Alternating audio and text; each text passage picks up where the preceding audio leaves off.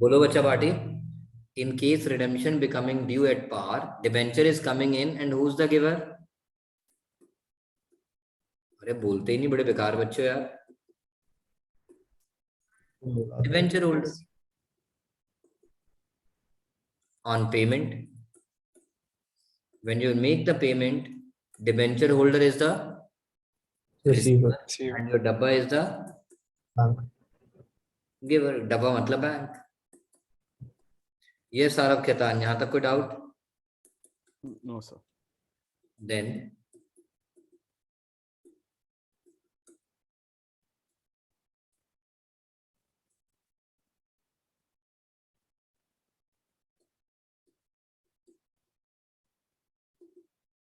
in case of debentures redeemable at premium,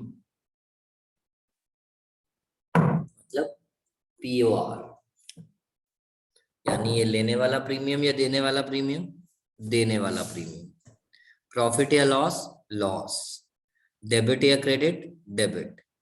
So when you redeem the debentures are coming in. Who's the giver? But उसको कितने पैसे देने हैं? 100 या 110? 110, because you are redeeming them at premium.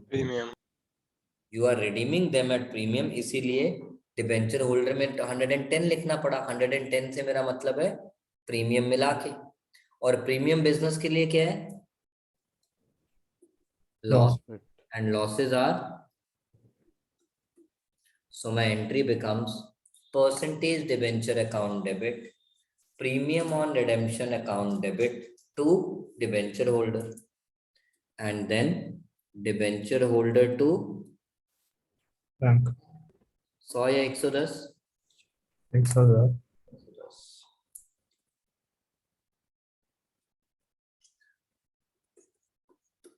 On creating DRR. इसे last Andy दिखा दो. Okay, thank you.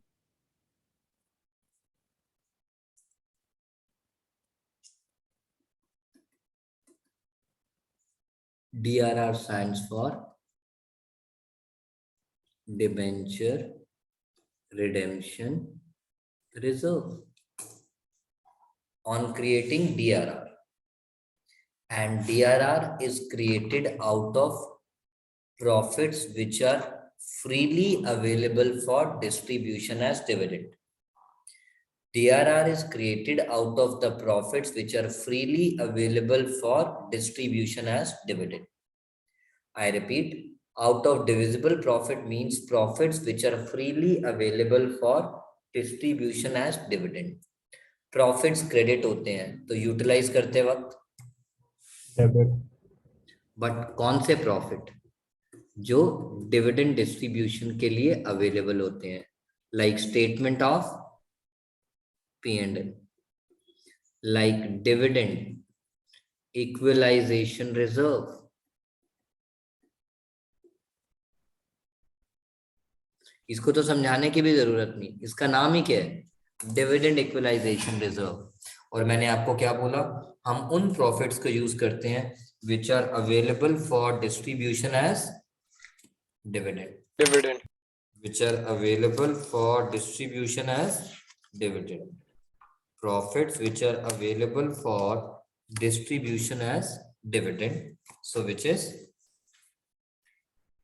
dividend equalization reserve, statement of P&L, and last but not the least, general reserve.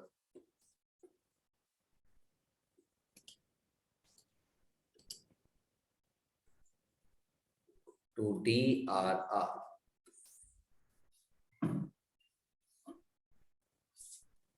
On closing DRR account. कब close होता है देखो, वो हमने theory में रट्टा मारना है. अभी हम सिर्फ लिख रहे हैं कि एंट्रीज कौन सी आएंगी.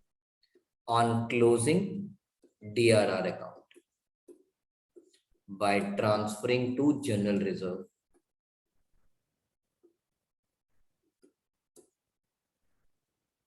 तो कृष मेहरा आप बताओ क्या एंट्री होगी बेटा?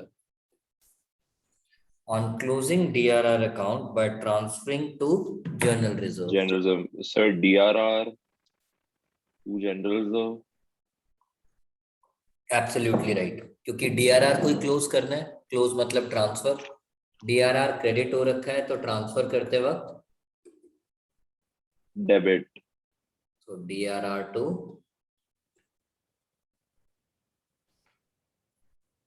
General reserve.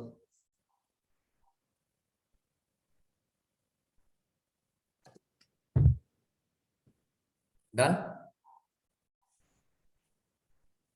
नेक्स्ट, जब आप लैंड खरीदते थे तो क्या एंट्री पास करते थे? जब आप लैंड खरीदते थे तो क्या एंट्री पास करते थे? And Land and building. Land to bank.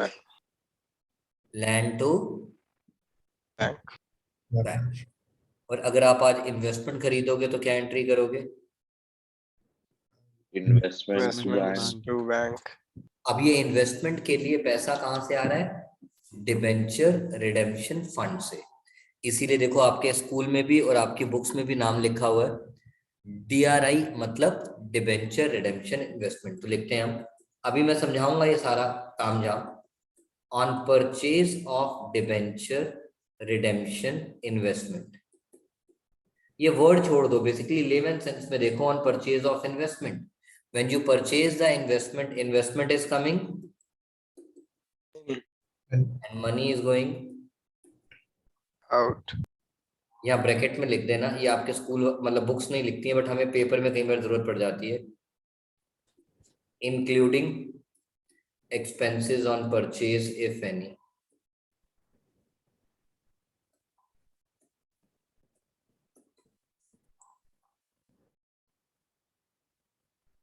including expenses on purchase if any.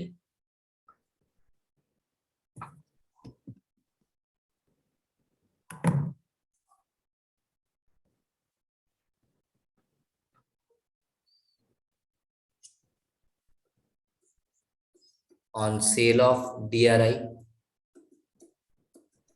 money is coming in.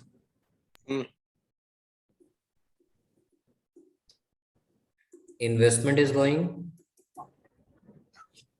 but यहाँ लिख देना excluding commission on sale if any. यानी इनडायरेक्टली क्या बता रहा हूँ Ayman Tripathi, Aarav Nath, Aarav Khetan. Commission on purchase is added while writing the entry number 6 and commission on sale gets subtracted while writing the entry number 7. Purchase के वक्त कमीशन ऐड करके चलते हैं, सेल के वक्त कमीशन माइनस करके चलते हैं. उसका लॉजिक है बड़ा सिंपल सा. मैंने 10 लाख का घर खरीदा और 1 लाख तो ब्रोकर को दे दिया जिसके थ्रू खरीदा. तो बताओ मुझे घर कितने का पड़ा? 11. 11. तो आपने उसमें ऐड कर दिया ना कमीशन को. दूसरा केस, मैंने एक घर 50 लाख का बेचा बट एजेंट विनोद तो 5 लाख रुपए ले गया मुझसे अपनी ब्रोकरेज. तो साला मुझे कितने पैसे मिले? 45. That is why commission on sale get subtracted. Commission on sale get subtracted. Now problem होती है बच्चों, जो मैं अभी सिर्फ समझा नहीं रहा, सिर्फ बता रहा हूँ. इन्वेस्टमेंट को कई बार आपकी बुक में एक आधा क्वेश्चन आएगा, नहीं आएगा तो मैं अलग से करा दूंगा. बेचने पे प्रॉफिट या लॉस भी तो हो सकता है. उस प्रॉफिट और लॉस को कैसे डील करोगे उसके बारे में भी हम सोचेंगे. उसको आप कैसे डील करोगे उसके बारे में भी हम सोचेंगे. Last but not the least, investment के अगेंस्ट मैं इनकम अर्न भी तो कर सकता हूं. जैसे डिबेंचर मेरी लायबिलिटी है, उस पर इंटरेस्ट देना पड़ता है, तो इन्वेस्टमेंट मेरा एसेट है, हो सकता है उस एसेट पे मुझे इंटरेस्ट मिले. और अगर मुझे इंटरेस्ट मिलेगा तो वो इंटरेस्ट मेरा एक्सपेंस या income.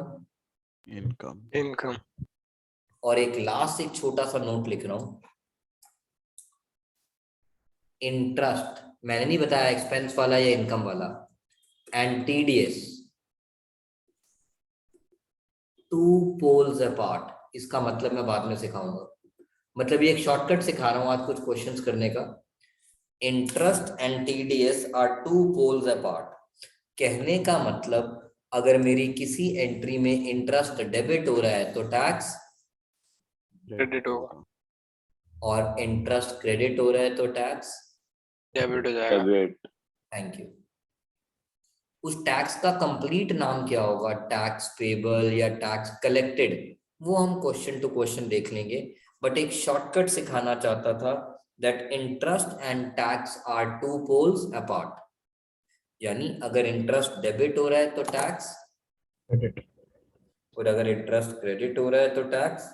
Debit. That is what I wanted to teach. कोई दिक्कत? लॉक कर दो, कर दिया। नाउ अब हम बात करते हैं जरा थ्योरी की।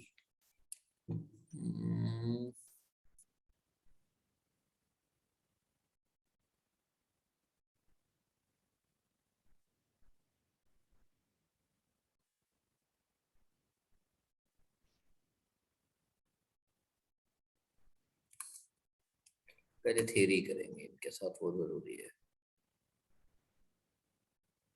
देखो यहाँ पे लिखा हुआ है sources to finance for redemption of debenture. जरा ध्यान से सुनना।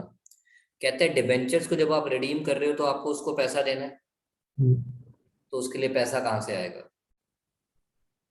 Uh, पैसा, so, कैपिटल, ये थ्योरी पार्ट बता रहा हूँ बच्चों, हमारे लिए जरूरी होगी।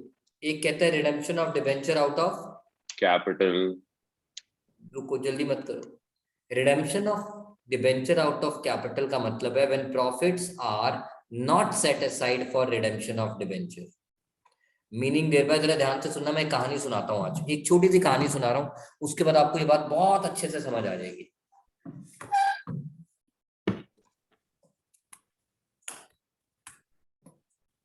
मुझे पता है मैंने 10% डिबेंचर्स इश्यू किए 10 लाख रुपीस के, irrespective of the fact whether they are issued at par or they are issued at premium or they are issued at discount, मेरी liability कितने से बनी? 10 lakh. 10 lakh. The term of redemption is 10 years. इसका मतलब क्या है कि इन डिबेंचर्स को मैं 10 साल तक कंपनी में यूज करूंगा और 10 साल बाद मुझे इन डिबेंचर्स को 10 लाख रुपए वापस, कर देना। May be at par may be at premium, कि 10 के बदले 10 भी देना पड़ सकता है और 10 के बदले 11 भी देना पड़ सकता है, depending on whether they are redeemable at par और they are redeemable at premium. तो मैंने कहा यार एक काम करता हूं, एक पिगी बैंक बना लेता हूं। एक लेमैन सेंस कहानी सुना रहा हूं।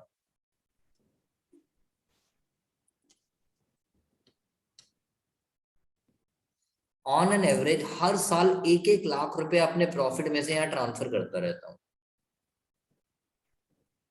आपके साथ पूरा 1-1 लाख नहीं होगा, आपके लिए तो एक परसेंटेज रट्टा मारनी पड़ेगी, बट एक कॉन्सेप्ट सिखाना चाह रहा हूं ताकि 10 साल बाद मेरे पास 10 लाख रुपए भी इकट्ठे हो गए, मैंने डिबेंचर्स को पे भी कर दिया। वो पंजाबी में क्या कहते हैं ना, सांप भी मर गया लाठी भी नहीं टूटी।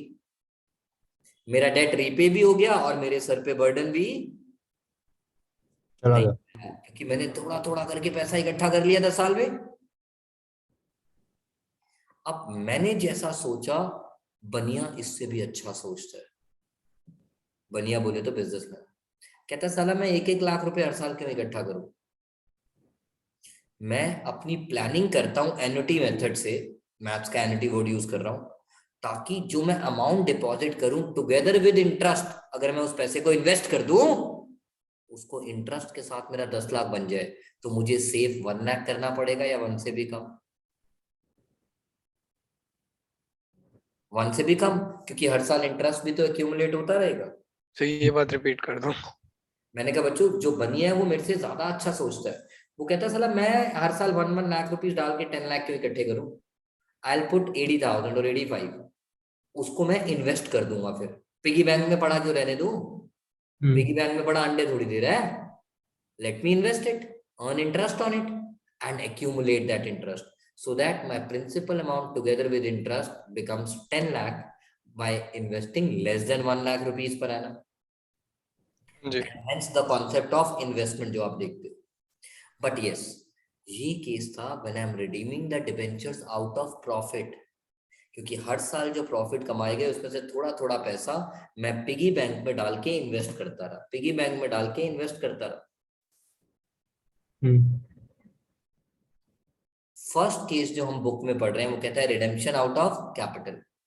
Redemption out of capital means मैंने पिगी बैंक में कोई पैसा इकट्ठा नहीं किया. जैसे ही 10 साल खत्म हुए मैंने अपना कोई फर्नीचर या लैंड या बिल्डिंग बेच दिया और डिबेंचर को पे कर दिया. It means no profit was set aside for redemption of debenture, and hence this is called redemption of debenture out of capital. ये क्या बकवास आ गई. वे कहाँ गया, अभी तो खोला था.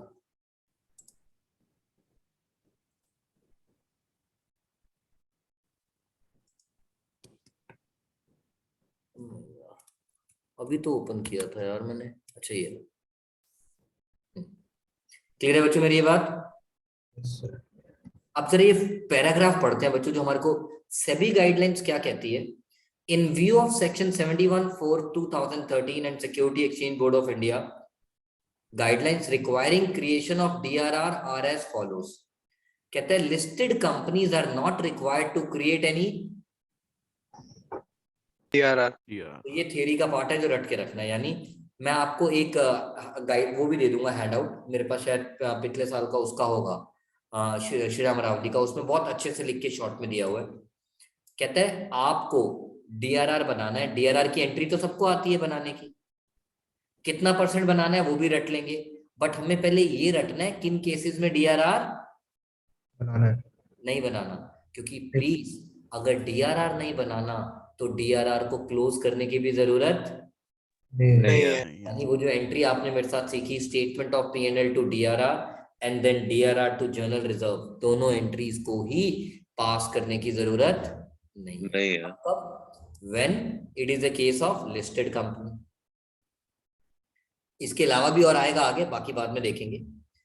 Unlisted companies are required to create DRR equal to at least 10% of the This value. face value of debentures outstanding out of divisible Profit. यानी अगर क्वेश्चन अपनी मर्जी से कुछ नहीं कहता है तो बेयर मिनिमम आपको उन डिबेंचर्स की फेस वैल्यू का 10% डीआरआर बनाना पड़ेगा. किस केस में, लिस्टेड कंपनी या अनलिस्टेड? Unlisted. लिस्टेड में तो बनाना ही नहीं है. लिस्टेड में तो डीआरआर बनाना ही नहीं. अनलिस्टेड में कितना बनाना है? 10%. So far so good. Yes, sir. Now redemption of debentures out of Profits. profit मतलब जो मैं एग्जांपल समझा रहा था, अगर 10 लाख के डिबेंचर रिडीम करने हैं तो मुझे डीआरआर भी कितना बनाना है? 10 lakh. 10 lakh. This is called fully out of profit. This is called fully out of Profit. तो पेपर में जब भी वर्ड लिखा आ जाए, you are required to assume that debentures are redeemed out of profit. You will create DRR equal to The face value. 100%. Yes, face value means 100%. So this is what it says. Redemption out of profit means amount equal to debenture outstanding. 100% of the face value is transferred to a newly opened account called DRR. It is called redemption out of profit because transfer of profit to DRR reduces the amount available for distribution as dividend. अब आपकी book के अलावा ना कई बार paper में ऐसे लिखा आता है, ये देखो बच्चों, if question says in lieu of dividend, ये आप अपनी कॉपी में नोट कर लो बेटा. if ये पॉइंट टू रिमेंबर की फॉर्म में नोट कर लो. if question says in lieu of dividend or in lieu of bonus issue or redeem out of profit, तीनों में से कोई भी वर्ड लिखा आ जाए तो DRR कितना बनेगा? 100%. 100%. DRR कितना बनेगा? 100%. लिस्टेड कंपनीज में DRR, नहीं बनता. अनलिस्टेड कंपनी में एटलीस्ट 10%. 10% बनेगा. सो फार सो गुड अमन त्रिपाठी. Yes, sir. तो टीचर जानबूझ के ना पेपर में ये वर्ड लिख देती है in lieu of dividend. So indirectly she is trying to say you have to create DRR कितना? 100%. डन. Okay.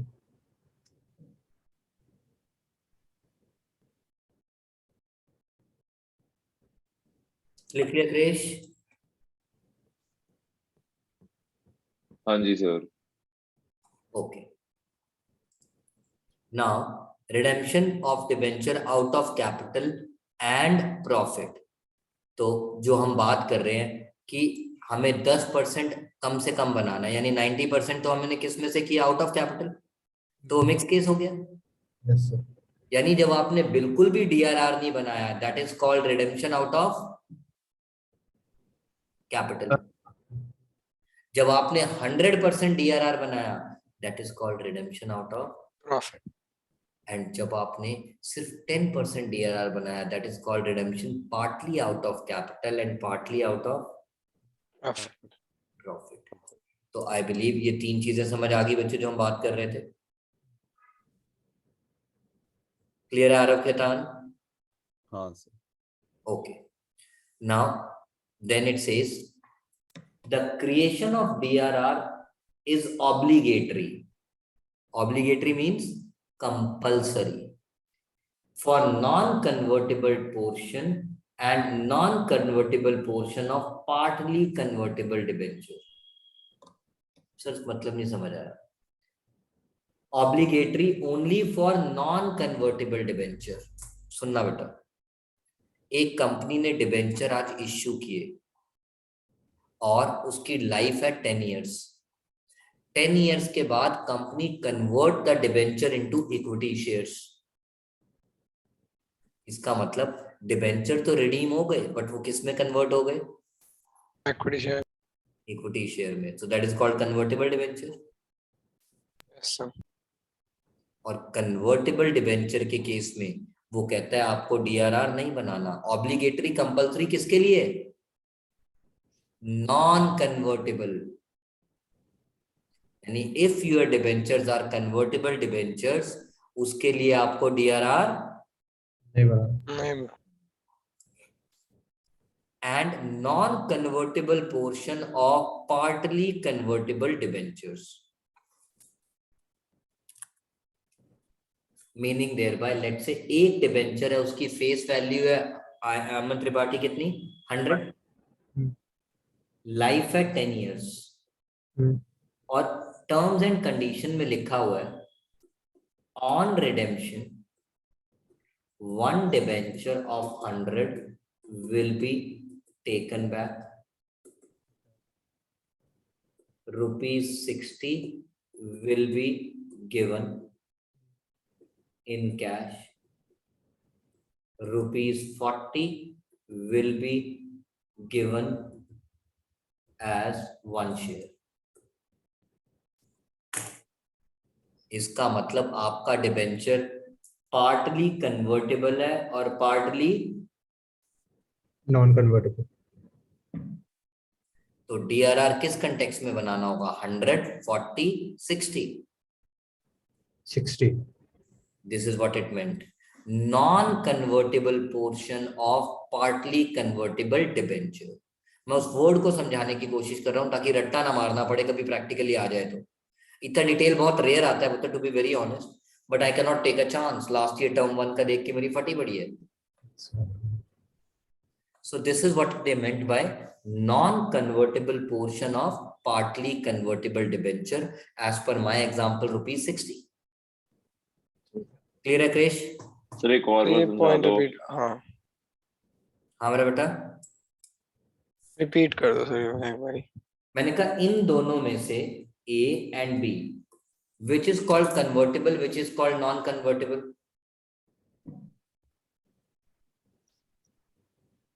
सर कन्वर्टेबल 40 वाला पार्ट है.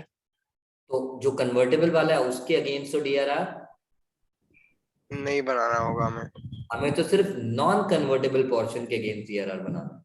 सो 60. 60. ओके.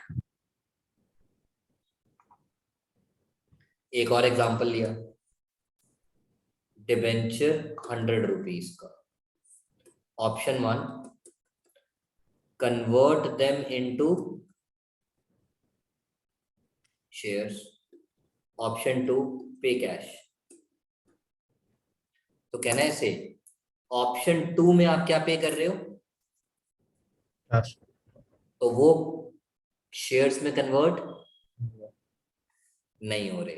तो ऑप्शन 1 में वो शेयर्स में कन्वर्ट हो रहे हैं तो DRR. नहीं बनेगा. ऑप्शन 2 में वो शेयर्स में कन्वर्ट नहीं हो रहे, they are non convertible, so DRR. This is what they meant by non-convertible debenture and non-convertible portion of partly convertible debenture. और अभी थोड़ी देर पहले पढ़ा था, अनलिस्टेड कंपनी में तो 10% DRR बनना ही बनना है, और लिस्टेड में DRR नहीं बनना. ओके. ये तो वो बात कर रहा था कि किनको DRR बनाना है और किनको DRR नहीं बनाना.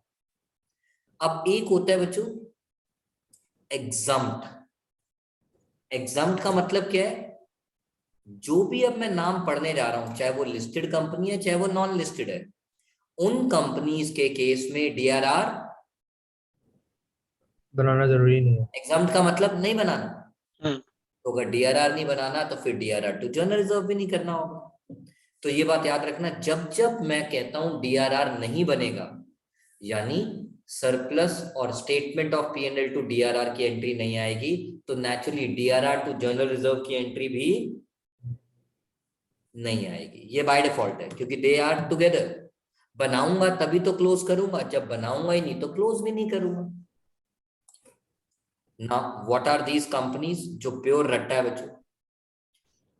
All India financial institutions, banking companies, other financial institutions, listed companies including non-banking financing companies registered with RBI, housing finance companies registered with National Housing Bank, other listed companies, unlisted non-banking finances companies called for privately placed debentures, unlisted companies, इसको मत पढ़ना, unlisted housing finance companies registered with national housing bank for privately placed debentures. ये 6 नाम है बच्चों जो रटने हैं, मैं कुछ कर ही नहीं सकता. ये 6 नाम है रटने हैं. कौन सा? All India institution, banking companies, other financial institutions, listed companies including NBFC, including housing finance companies, including other listed companies, and then unlisted companies in case of privately placed debentures. ये नाम धीरे धीरे हम पढ़ पढ़ के जब भी क्वेश्चन आएगा बार बार पढ़ते रहेंगे, बोलते रहेंगे. तो these are the companies जिसमें कभी बनना ही नहीं, और जब बनना ही नहीं तो DRR टू जनरल रिजर्व भी नहीं होगा. तो मोटा मोटा अगर शुरू से रिकॉल करूं, लिस्टेड कंपनीज को DRR नहीं बनाना. अनलिस्टेड को 10% बनाना है. 10%. नॉन कन्वर्टेबल कंपनीज या नॉन कन्वर्टेबल पोर्शन डिबेंचर्स को DRR बनाना कंपलसरी है. अनलिस्टेड कंपनी को 10% बनाना जरूरी है. और ये 6 कंपनीज फुली एग्जम्प्ट है. कौन सी? All India financial institutions, banking company, other financial institutions, listed companies called non-banking finance companies registered with RBI, registered with National Housing Bank, and other listed companies. And last but not the least, unlisted non-banking finance companies and unlisted housing finance companies for privately placed debentures. ये सब exempt है. अब आती है next बात, मैंने आपको entry लिखवाई थी कि डीआरआर तो बनाना है, बट डीआरआर बना के उसके मैं पूजा थोड़ी करूंगा, इससे अच्छा तो उस पैसे को क्या कर दूं, इन्वेस्ट। अब सेबी गाइडलाइन जैसे कहती है, out of profit in lieu of dividend in lieu of bonus issue 100% DRR बनेगा। लिस्टेड कंपनीज में डीआरआर, अनलिस्टेड में 10% डीआरआर बनेगा, बट डीआरआई कितना बनेगा ये बहुत इंपॉर्टेंट है, जरा देखते हैं। इंग्लिश है, बड़े प्यार से पढ़ेंगे।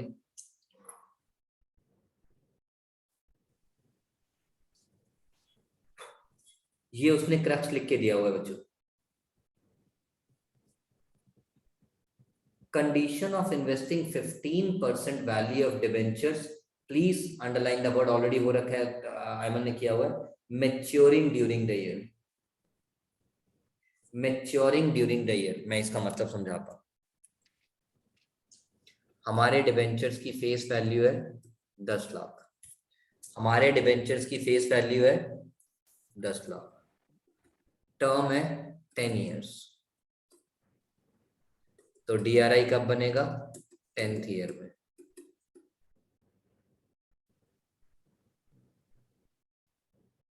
क्योंकि उसने बोला investment 15% on the value of debenture maturing during the year, यानी जो डिबेंचर्स रिडीम हो रहे हैं करंट ईयर में, उसकी फेस वैल्यू का 15% बनाना।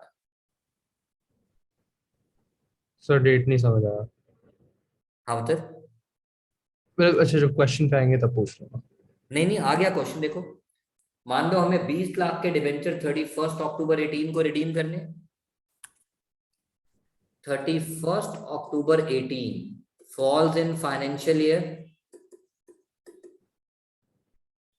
ठीक है। Starting on 1 April 18 and ending on March 19। तो क्या 17-18 में डीआरआई बनाओगे? नहीं,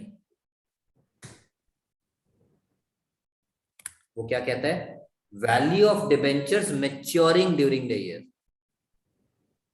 तो during the year means during the year तो 18-19 हुआ, because as per this example my debentures are redeeming on 31st October 18, यानी during the financial year 18-19।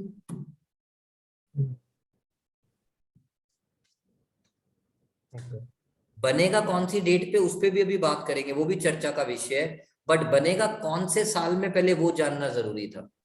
ठीक है। तो जो भी आपके डिबेंचर की रिडेम्पशन डेट है और वो डेट जिस फाइनेंशियल ईयर में फॉल करती है उस साल में बनेगा। ये बात क्लियर हो गई? उस साल में कौन सी डेट पे बनेगा, जरा उसके बारे में पढ़ते हैं। आज मुझे क्वेश्चन नहीं कराने, मुझे बस इंटरप्रिटेशन सिखानी है। बता क्या कहता है बच्चों, यहां पे देखो, shall before 30th day of April of each year, 30th day of April of each year, यानी जिस साल में वो रिडीम हो रहे हैं उस साल की less than equal to 30th April को आपको डीआरआई बनाना है। कितना? 15%। 15% of face value of the debentures outstanding, नहीं टू बी रिडीम्ड।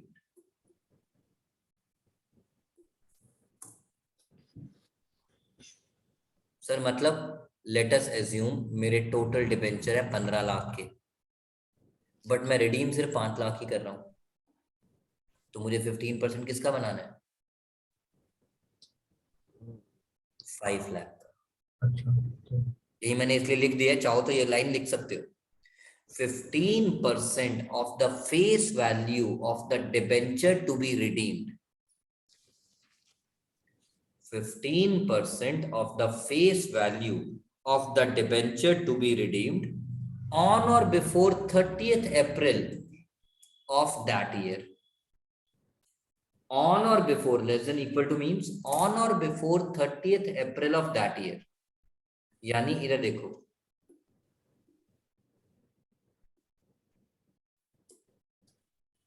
यानी बिटवीन 1 अप्रैल टू 30th अप्रैल इस फाइनेंशियल ईयर की इन 30 दिनों में किसी भी दिन पे मैं DRR बना सकते हो।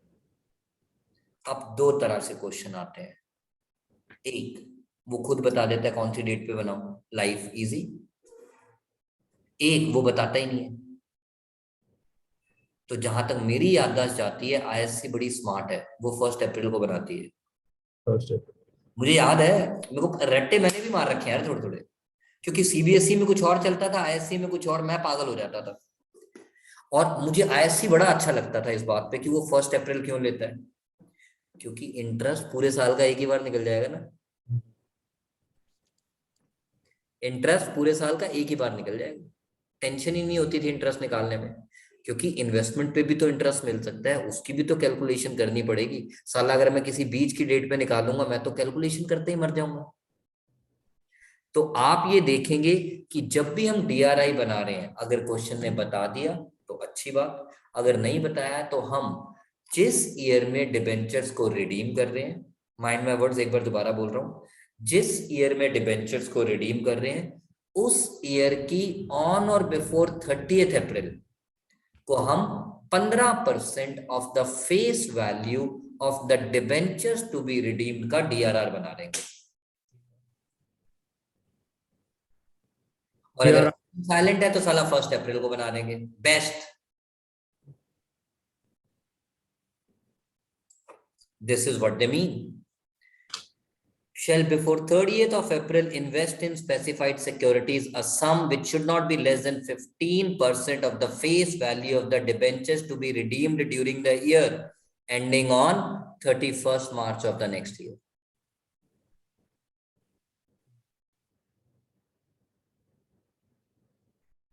Done?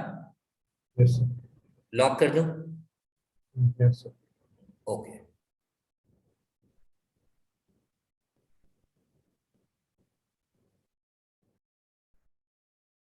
अब देखो, ये सारे वही नाम आ गए पुत्र, जिनको DRR बनाना अलाउड नहीं है, तो ये नाम मैं क्यों याद करूं? जिनका DRR नहीं बनता उनका DRI भी नहीं होता, बात खत्म। ठीक है। जिनका DRR भी नहीं बनता उनका DRI भी नहीं होता, बात खत्म। नाउ मेथड्स ऑफ रिडेम्पशन, आपके लेवल पे कन्वर्जन वाला भी है, purchase in the open market भी है, इंस्टॉलमेंट भी है और फिक्स इंस्टॉलमेंट भी है। तुझे आइला फंसा दिया बड़ा गंदा, कोई बात नहीं। अब मुझे इसमें से कुछ नहीं चाहिए, वो तो खैर उसी में करेंगे। ओके, आज एक क्वेश्चन कर लें छोटा सा, just one question, so that हमने जो कॉन्सेप्ट सीखा है उसको अप्लाई कर लें, देन वी आर डन। ठीक है।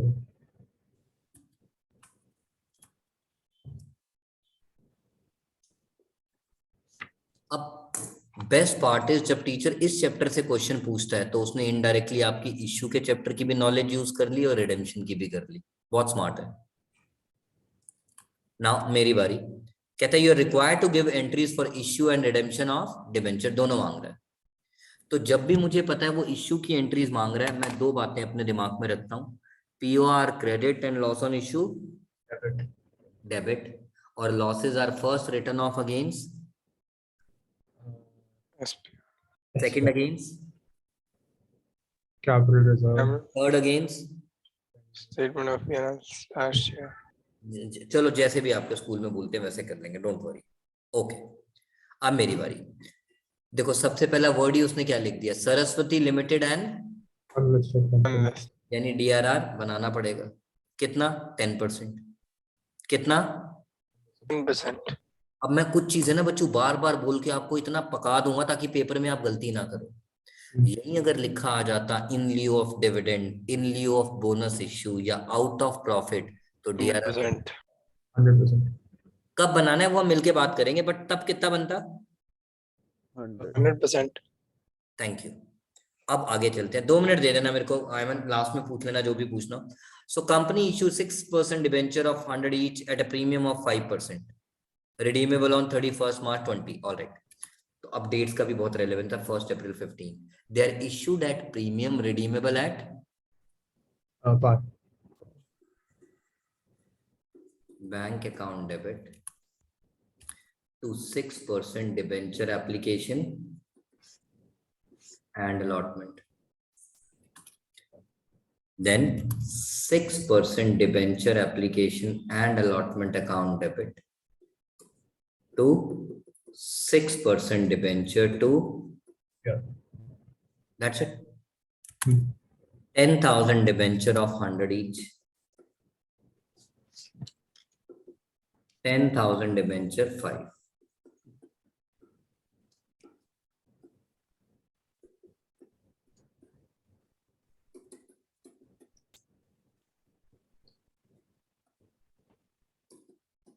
So far, so good. Yes, sir. Okay. It was decided to invest 15% of the face value of the debenture to be redeemed towards debenture redemption investment. गधे का बच्चा है. मान लो ये डेट नहीं दी हुई बेटा, मेरी बारी है, प्लीज मान लो ये डेट नहीं दिया. आई रिपीट, मान लो ये डेट नहीं दी हुई. ठीक है, ओके. अब सबसे पहले मुझे एक चीज और पढ़ानी है इन बच्चों को, जो शायद मैं बताना भूल गया या नहीं बताई, मुझे नहीं याद.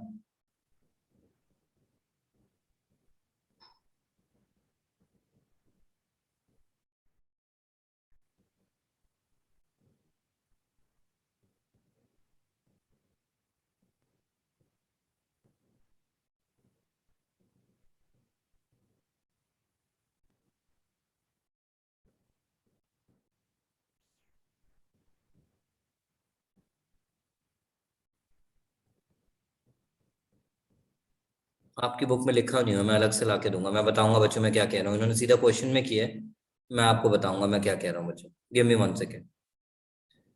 ओके, मेरी बारी. इधर जरा ध्यान देना बच्चों 2 मिनट के लिए. हमारे डिबेंचर्स रिडीम कब होंगे? 31 मार्च. ठीक है. बेटा जिस साल में रिडीम होंगे, पैसे का जुगाड़ तो पहले से ही करना शुरू करना पड़ेगा ना.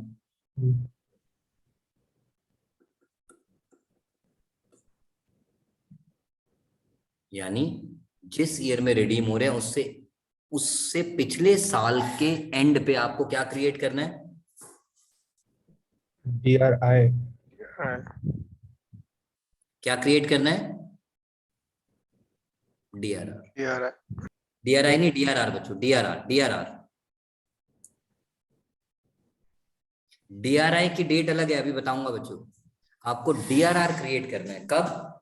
जिस साल में भी आप डिबेंचर रिडीम कर रहे हो उससे उसके इमीडिएट पिछले साल पे.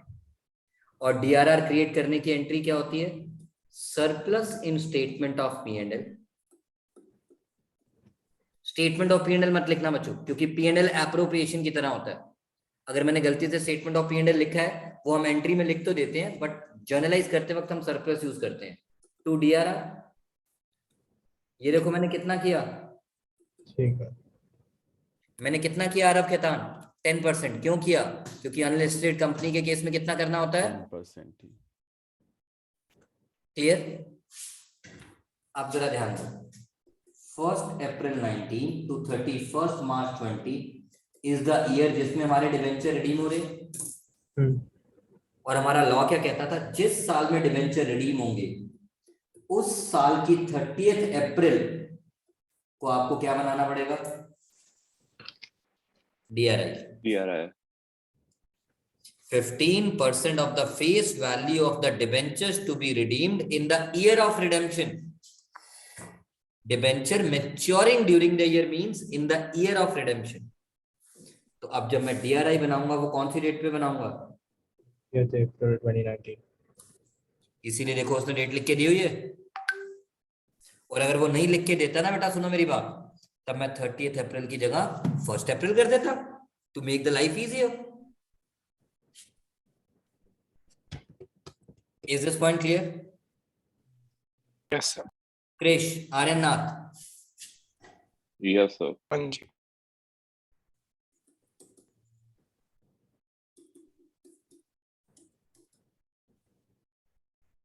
गाइस प्लीज अगली क्लास में कंटिन्यू करूंगा, लेकिन मैं मतलब अभी इस क्वेश्चन को तो कंप्लीट कर रहा हूँ.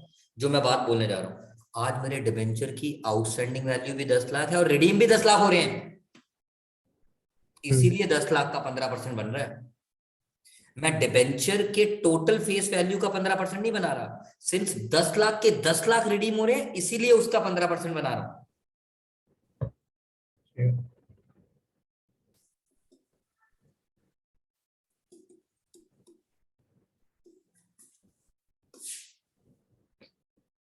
31st March 20. Debentures are redeemable at par. Redeem करने से पहले इन्वेस्टमेंट को तो भेज दे यार. तो money is coming, Bank. Investment is going, Out.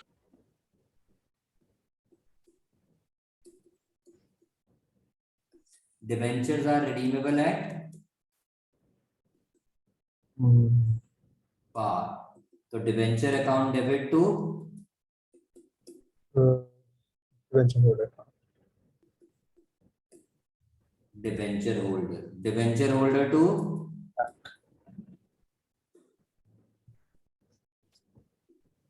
इसके बाद हम खेलेंगे ice bucket challenge. So what does that mean, सिखाऊंगा नेक्स्ट क्लास में. ये जो बकेट है, इस बकेट का नाम है डीआरआर. और इस बकेट में हमने डीआरआर कितना डाला? 1 lakh. ठीक. और जब आप आइस बकेट चैलेंज खेलते हो तो बकेट को पूरा उल्टा कर देते हो ना. तो बकेट में 1 लाख दिख रहा है तो ट्रांसफर भी कितना करोगे? 1 lakh. तो डीआरआर टू